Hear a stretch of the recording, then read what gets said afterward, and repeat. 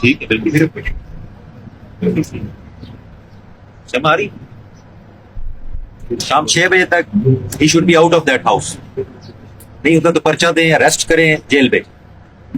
समझ आ गई? क्लियर हो गया तुम्हें या अभी शक है ये यहां से गिरफ्तार करूं?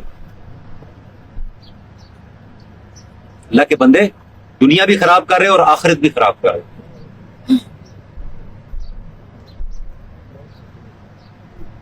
और साथ तुमने ससुराल को आगे किया। बाप को गालियां देते। 6 बजे तो मुझे रिपोर्ट दे जाए। या अभी सिर्फ तुम्हारी फैमिली इधर है तो मैं तुम्हारा लिहाज करता हूं। तुम्हारा एक भाई शहीद हुआ है, बजाय इसके उस पर फख्र करो, उन बच्चों के लिए कुछ करो। तो बाप से लड़ रहे भेजो इसको यहां से। 6 बजे मुझे एक्शन करके बताएं।